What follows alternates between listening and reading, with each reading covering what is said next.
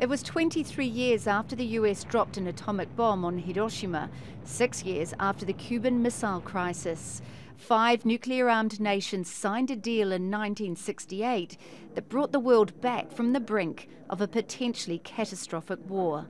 The US, Russia, UK, France and China undertook in good faith to give up their nuclear weapons. The rest of the world pledged not to acquire them. Every country in the world signed up to the Nuclear Non-Proliferation Treaty, known as the NPT, with 3 exceptions: India, Pakistan and Israel. We are willing for the banning of all atomic tests if everybody else agrees to it. All 3 now have nuclear weapons, and then there's North Korea.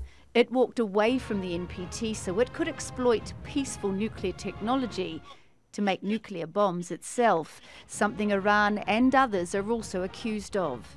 As it stands now, there are 9 nuclear-armed nations, and by that assessment, the NPT was a success. Dire forecasts of a global nuclear arms race never came to pass. Nuclear warheads, once in the tens of thousands, plummeted by around 80%. But if judged by the pledge to reduce nuclear warheads to 0, well, it's fallen far short. The Stockholm International Peace Research Institute, or SIPRI, estimates there are almost 15,000 nuclear weapons worldwide. All but around 1,000 of them are in US and Russian hands. Signatories to the NPT weren't required to abolish nuclear weapons completely. They simply had to act in good faith to disarm.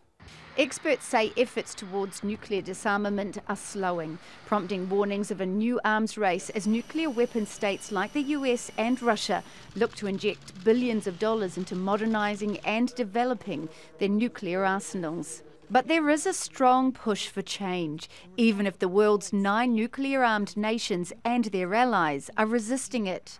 Just last year, 122 countries signed up to a new treaty to ban nuclear weapons. It also prohibits nations from allowing nuclear weapons to be held on their territory. Sanctioned by the United Nations, it was the product of a 10-year effort by the International Campaign to Abolish Nuclear Weapons, or ICAN.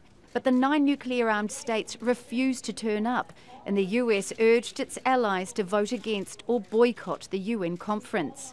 ICAN won the Nobel Peace Prize last year for its efforts, but it has a tough job ahead.